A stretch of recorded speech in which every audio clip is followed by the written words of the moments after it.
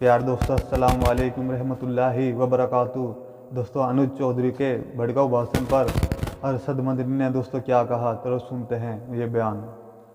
کبھی بھی ملک کے اندر بسنے والوں کے درمیان میں نفرت، دوری، ایک دوسرے کے گریبان پر ہاتھ ڈالنا، برا بھلا کہنا، جمعیت علماء اور جمعیت علماء کے ورکرز اور اکابر کا یہ طریقہ نہیں رہا ہے۔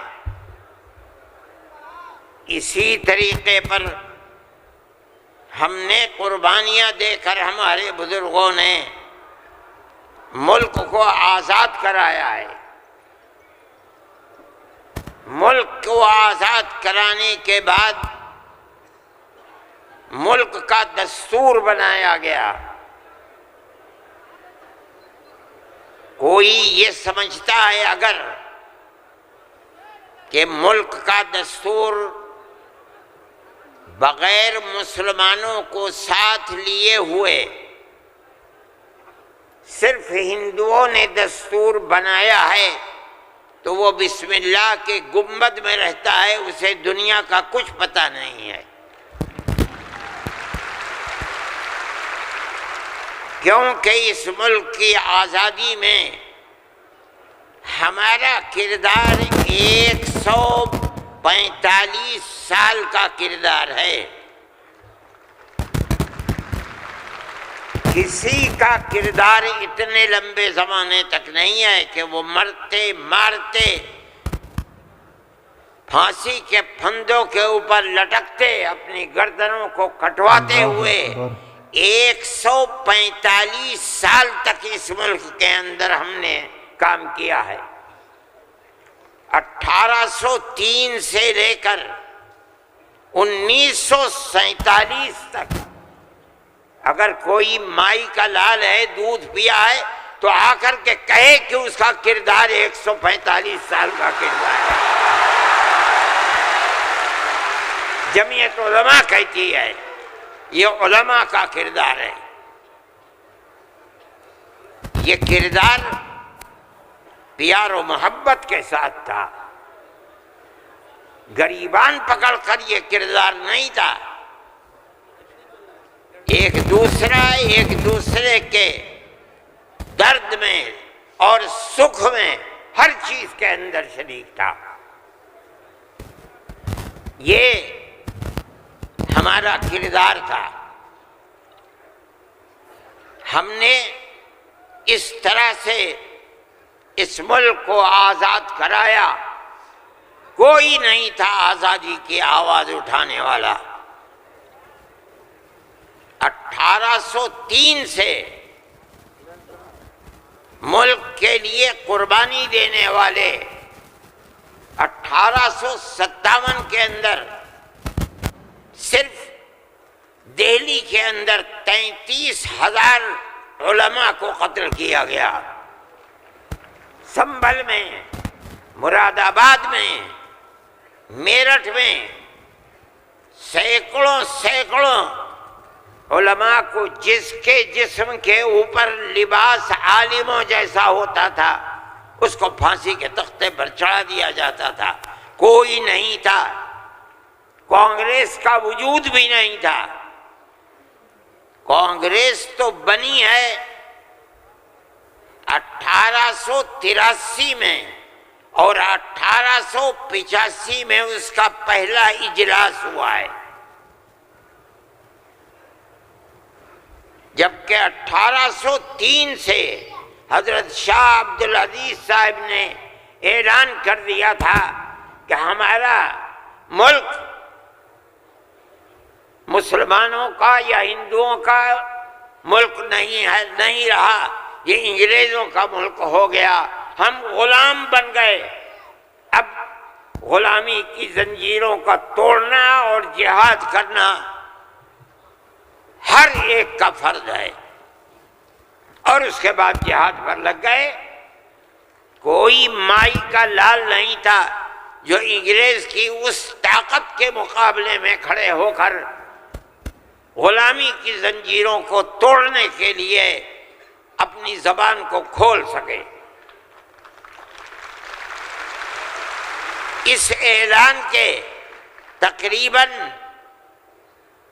80-82 سال کے بعد کانگریس بنی، اور کانگریس کا جو مقصد تھا، جو آج بھی کتابوں میں موجود ہے، وہ ملک کی آزادی نہیں تھا۔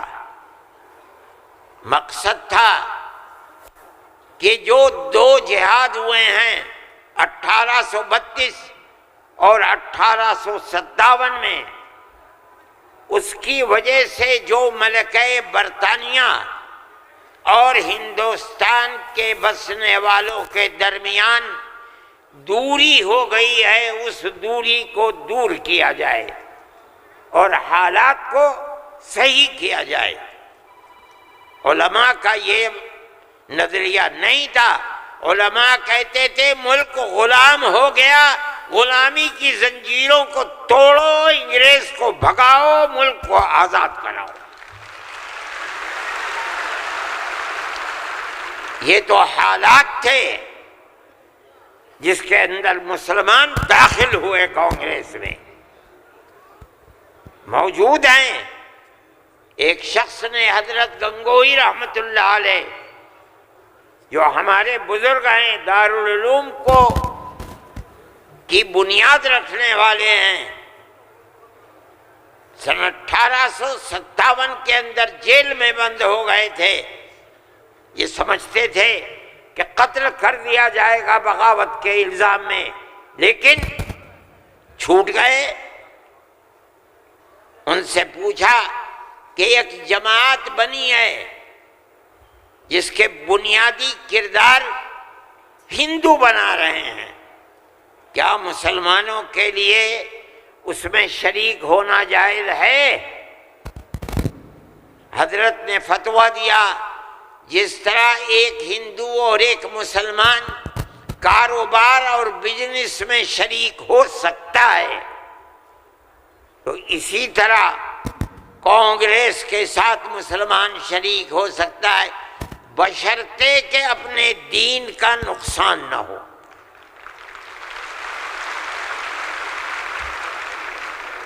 اس کا مطلب نہیں سمجھے تھے لوگ۔ مطلب یہ ہے کہ ہماری تحریک ہے کہ مسلمان اور ہندو جب تک ساتھ نہیں ہوگا، ملک آزاد نہیں ہوگا۔ تم اس کے اندر گھسو اور اتنی طاقت پیدا کرو اپنی گھس کر کہ کانگریس کو مجبور کر دو کہ وہ اپنا نقطہ نظر بدل کر ملک کی آزادی کے لیے جد و جہد کرے۔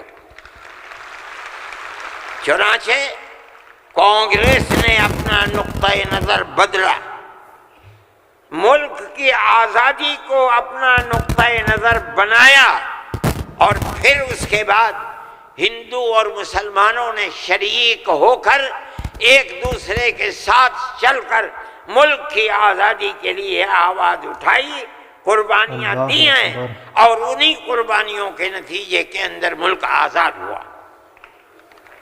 میرے بھائی، اس بات کو سمجھیے، جیسے جیسے ملک کی آزادی قریب ہوتی جاتی تھی، جمعیت علماء ہند بار بار کانگریس سے کہتی تھی کہ ہم نے تمہارا ساتھ دیا ہے، آج ہم تمہارے ساتھ کھڑے ہیں، ہمیں یہ بتاؤ کہ ملک کی آزادی کے بعد ملک کا دستور کیا رہے گا، کیا سیکولر دستور ہوگا یا مذہبی حکومت ہوگی؟ اگر سیکولر دستور ہوتا ہے ہم تمہارے ساتھ ہیں، اور اگر سیکولر دستور نہیں ہوتا تو ملک کی آزادی میں ہم تمہارے ساتھ نہیں ہیں۔ بار بار ہمارے پاس کانگریس ورکنگ کمیٹی کی تجاویز موجود ہیں۔ کانگریس بار بار عہد کرتی ہے کہ ملک آزاد ہوگا تو ملک کا دستور سیکولر دستور ہوگا، ہر اقلیت کو اپنے مذہب کے اوپر آزادی سے چلنے کا اختیار ہوگا۔ چنانچہ ملک آزاد ہو گیا۔ اب ملک کی آزادی کے بعد ایک طبقہ اٹھا جس نے یہ کہا کہ کھیر مل گئی ہے، اب اسے کھانے کا وقت آ گیا ہے۔ انہوں نے کہا کہ ملک کی دستور ہندو دستور بنے گا، سیکولر دستور نہیں بنے گا۔ جمعیت علمائی کے لوگ تھے، مولانا ابوالکلام آزاد تھے جو جمعیت علماء کی ورکنگ کمیٹی کے ممبر تھے، مولانا مدنی تھے، مفتی اعظم مفتی کفایت اللہ تھے، مولانا حفظ الرحمن سوہروی تھے، اور ان کے پیچھے لاکھوں آدمی تھے۔ انہوں نے کہا جو ہم سے وعدے کیے ہیں ان وعدوں کو پورا کرو۔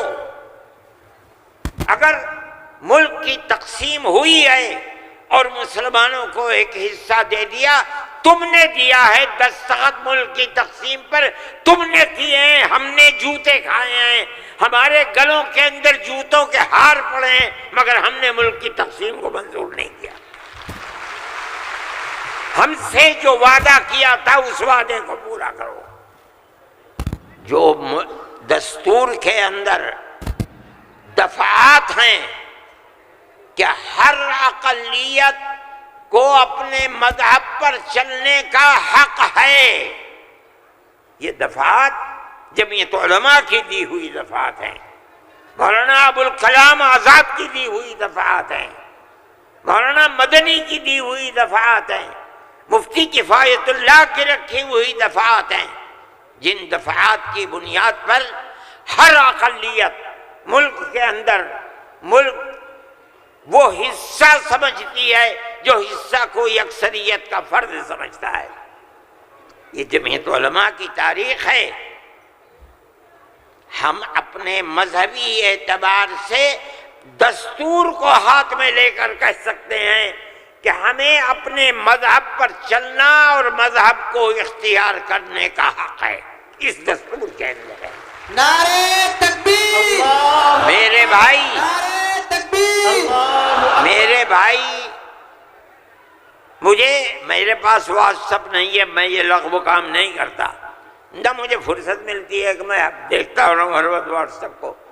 مجھے آج صبح ایک صاحب نے دکھلایا کہ کل مودی جی نے، وہ بڑے آدمی ہیں، میرے ملک کے وزیر اعظم ہیں، انہوں نے تقریر کی ہے اور اس کے اندر یہ فرمایا ہے کہ وقف، ہندوستان کے دستور کے اندر وقف کوئی چیز نہیں ہے۔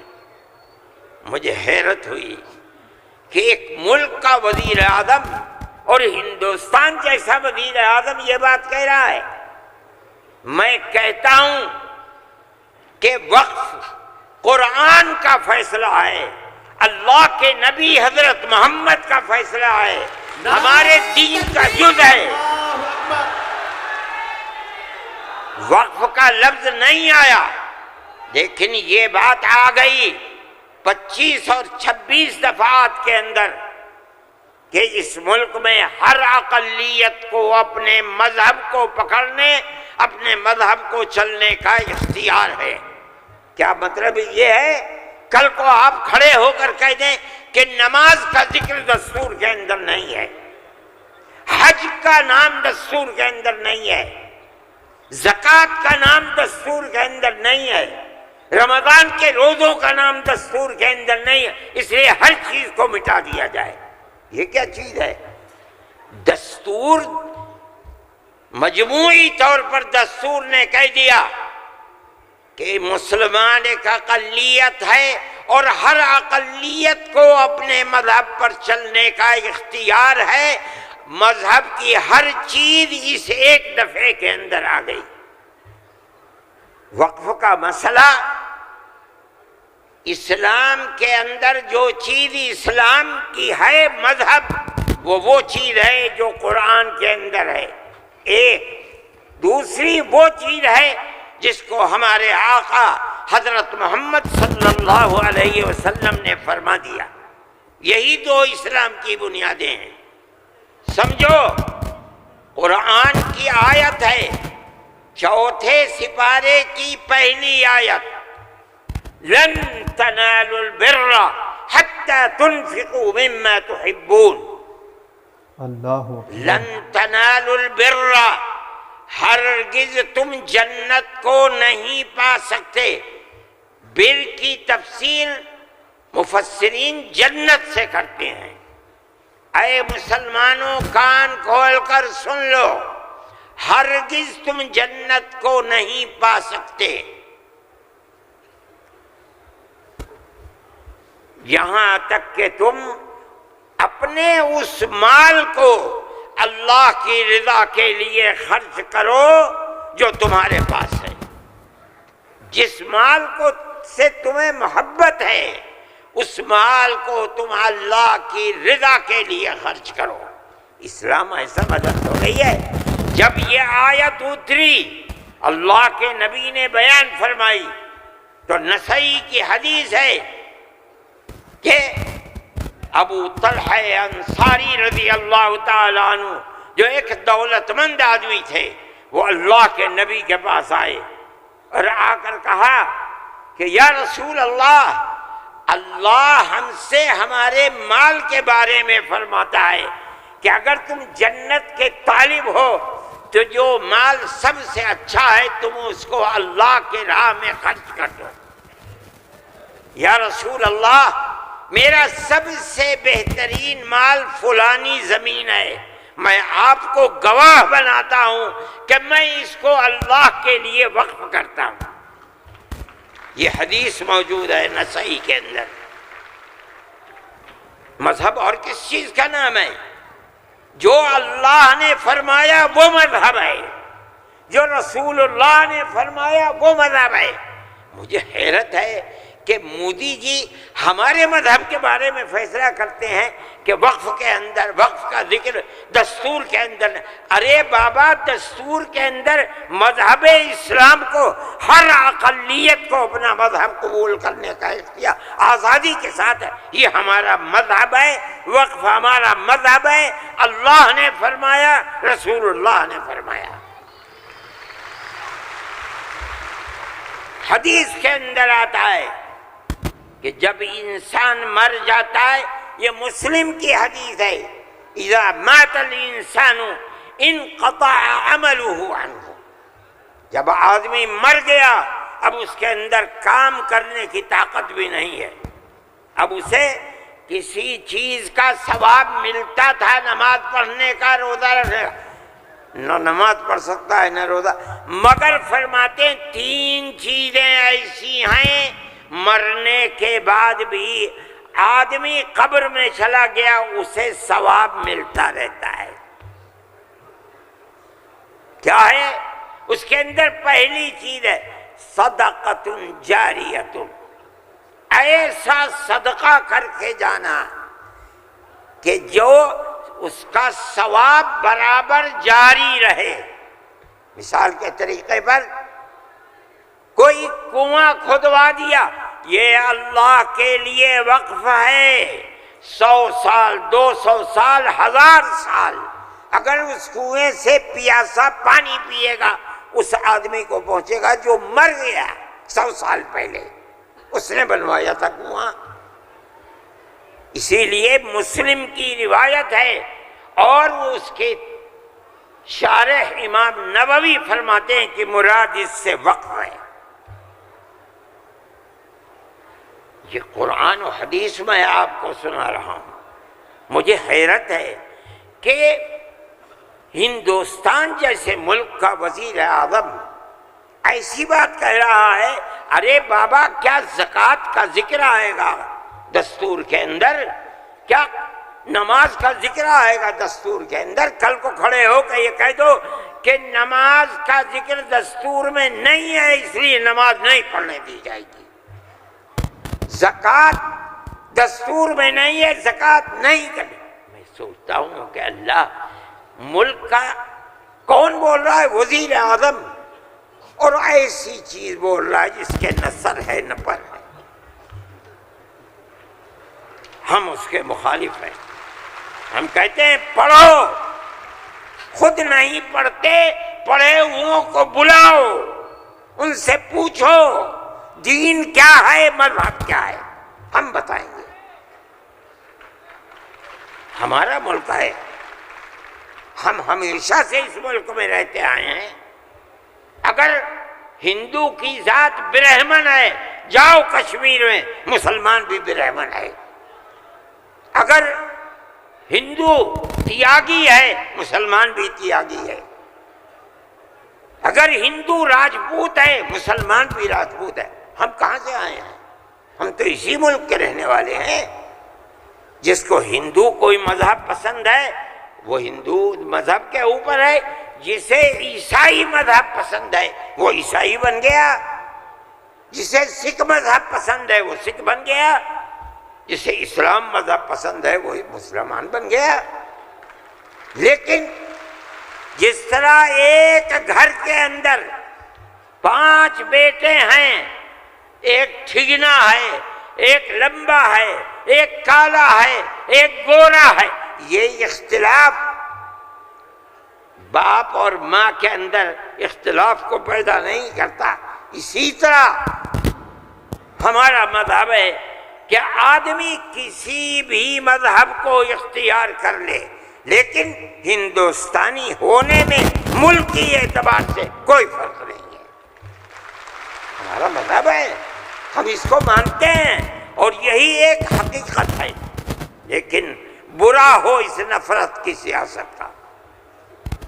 ایک ایسی بات کہہ رہے ہیں جس کے نہ سر ہے نہ پیر ہے، ایسا معلوم ہوتا ہے جیسے ہر مذہب کی ایک ایک جزئی چیز کو دستور میں ہندوستان کے اگر لایا جائے گا تو وہ دستور ہوگا، نہیں لایا جائے گا دستور نہیں ہوگا۔ لیکن میں کہتا ہوں کہ یہ غلط ہے۔ دیکھو، ساری ہندوستان کے اندر ہندوستانی ہونے کے لیے یہ بنیاد ہے کہ جو سب سے پہلی مردم شماری تھی سن 1951 کی، جس کا نام اس مردم شماری میں ہے وہ اور اس کی اولاد ہندوستانی ہے۔ یہ ملک کے اندر ایک قانون بنا ہوا ہے، لیکن کانگریس، بی جے پی اور جو علاقائی پارٹیاں آسام کی ہیں، سب نے مل کر جب مشرقی پاکستان کو مغربی پاکستان سے الگ کیا گیا اور ہندوستان کی طاقت نے کیا، اندرا جی کے زمانے کے اندر بہت سے لوگ ہندوستان بمباری ہو رہی تھی، بھاگ گئے پاکستان، اور پاکستان کے بہت لوگ بھاگ گئے ادھر۔ اب کیسے کہا جائے کہ ہندوستانی پاکستانی کون کون ہے؟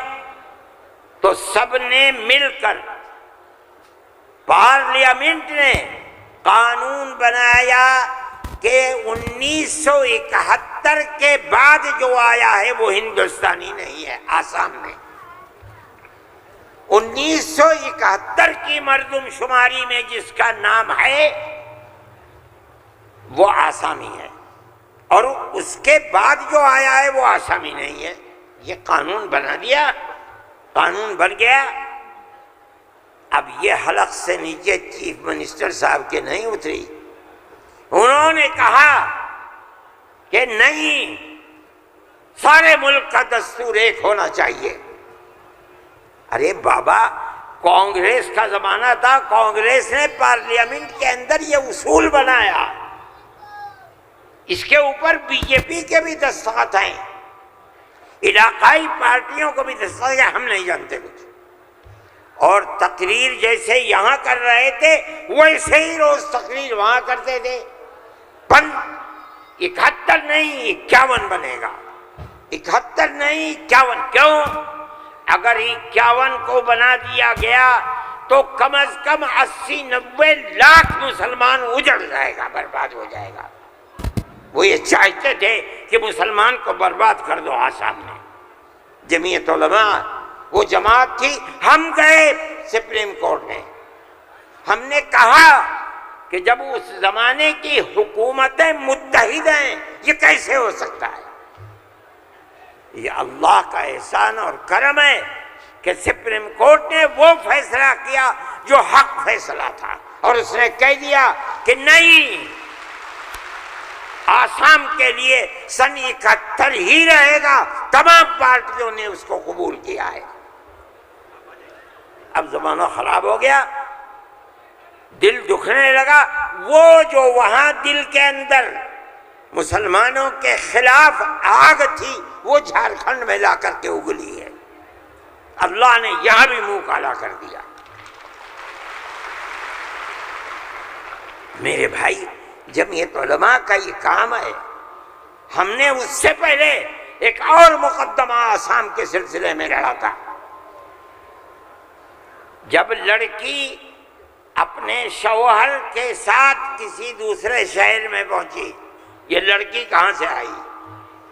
جو وہاں کا پردھان تھا وہ سرٹیفکیٹ دیتا تھا کہ یہ لڑکی فلاں کی ہے، باپ اس کا فلاں جگہ ہے، لڑکی یہاں رہتی ہے۔ اسی سرٹیفکیٹ کی بنیاد پر اسے آسامی کہا جاتا تھا۔ اس طرح کی لڑکیاں ہندوؤں میں 24 لاکھ اور مسلمانوں کے اندر 27 لاکھ تھی۔ وہاں کی فرقہ پرست طاقت کہتی تھی کہ یہ پردھان کا سرٹیفکیٹ کوئی معنی نہیں رکھتا۔ تنہا جمعیت علماء تھی۔ ہم گئے سپریم کورٹ میں، اور جو بڑے سے بڑا وکیل جو ایک ایک پیشی میں 15 لاکھ روپیہ لیتا تھا، اور اتفاق سے جو چیف جسٹس تھا وہ بھی آسامی ہی کا تھا سپریم کورٹ کا۔ مجھے تو بہت خطرہ تھا، ان کا ہوگا کیا؟ 47 لاکھ عورتیں ہیں اور ان کے بچے اگر لگا لو 1.5 کروڑ، یہ کہاں جا کے بھیک مانگیں گے؟ نہ کوئی مکان خرید سکتے ہیں، نہ جائیداد خرید سکتے ہیں، نہ ان کے بچے پڑھ سکتے ہیں، یہ کیا کریں گے؟ اللہ کی قدرت کا کرشمہ ہے کہ اس کے اندر بھی جمعیت علماء کو ایسی کامیابی ہوئی کہ مسئلہ ختم ہو گیا۔ 47 لاکھ ہندو مسلمان جینے کا حق انہیں مل گیا۔ ایک چیز ہے، جمعیت علماء ہندو مسلم کی بات نہیں کرتی، ہمیں اس سے کوئی مطلب نہیں۔ جمعیت ہم علماء تو یہ ہند کہتے ہیں مولانا ارشد مدنی، نعرہ تکبیر، مولانا ارشد مدنی قدم بڑھاؤ، جمعیت علماء ہند۔ ہم یہ کہتے ہیں کہ ہم ہر ایک کے لیے کام کرتے ہیں۔ جمعیت علماء کا یہ کردار ہے۔ ابھی آپ کے سامنے بلڈوزر کی تحریک آئی، ہم نے یہ دیکھا کہ چیز دن بدن بڑھتی جا رہی ہے، اور اس آگ کے اندر یہ نہیں کہا جا سکتا کہ 100% مسلمان ہے، لیکن 95% مسلمانوں کے گھر گرائے جا رہے ہیں۔ سارے ہندوستان میں جمعیت علماء ہند سپریم کورٹ میں گئی، اور ہم نے جا کر کے یہ بات رکھی، تحریک چلتی رہی۔ ہم نے یہ بات کہی کہ یہ کیسے ہو سکتا ہے؟ جس گھر کو ماں باپ نے بنایا، اس گھر کے اندر ایک لڑکے نے کوئی کام ایسا کر دیا کہ جو کام گورنمنٹ کے خلاف ہے۔ پیار دوستو، السلام علیکم رحمۃ اللہ وبرکاتہ۔ ابھی آپ نے دوستو یہ بیان سنا۔ دوستو سنبھل کے سے ہو انوج چودھری پر دوستو انہوں نے جب بھڑکاؤ بھاشن دیے تو ارشد مدنی نے دوستو کیا کہا، ابھی آپ نے یہ سنا۔ دوستو بیان آپ کو کیسا لگا ہمیں کمنٹ میں ضرور بتائیں، اور چینل پر نئے ہو تو چینل کو سبسکرائب، ویڈیو کو لائک ضرور کر لینا۔ کل پھر ملتے ایک نئی ویڈیو کے ساتھ، جب تک کے لیے السلام علیکم، خدا حافظ۔